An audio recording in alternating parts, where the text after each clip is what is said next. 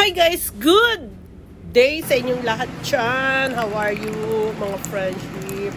So today's video, I would like to show you how to make kikiam sauce or pwede rin sa Shanghai sauce. Or bahala na kayo kung ano yung gustong ilagay dyan sa sauce na yan. Pero guarantee masarap siya at hindi masyadong matamis. So, naghiwa-hiwa na tayo ng chili. 3 pieces yung red ko chili. I-blender natin yan kasama ng onion, garlic, and 1/2 teaspoon salt for enhance ang kanyang lasa. Water or 7-Up. Nawala yung 7-Up ko, kaya water na lang. Sorry sa truscan sa likod. 1 tablespoon cornstarch, 1/4 cup sugar, plus 1 tablespoon. So, 1/4 cup plus 1 tablespoon yung ating sugar. Okay? And make blender natin yan. After blender, we put in the saucepan. Cook until thicken. Or so, maging malapot siya kung anong gusto nyong lapot. My husband said, don't make too much lapot-lapot. Okay? So, I'm not very lapot-lapot.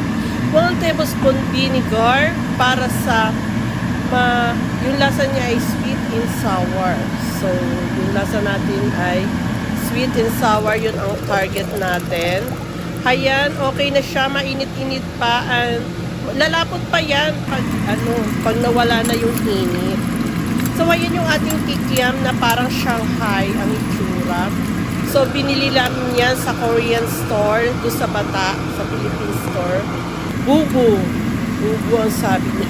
Bubu daw. Bubu kikiam. Yun. Pero, masarap talaga yan, guys. Sa totoo lang, 2 beses na kami bumili niyan. Yung kikiam na yan. Nilagay ko yung sa short. Manong sauce naman yung ginawa ko doon. So, ngayon nag-try ako ng sweet and sour sauce. Yan yung parang Thailand style siya. Thailand. Pang Thailander.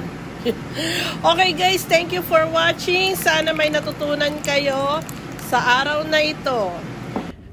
Noted pala, kung gusto nyo mas malapot, dilutuin yung pang matagal.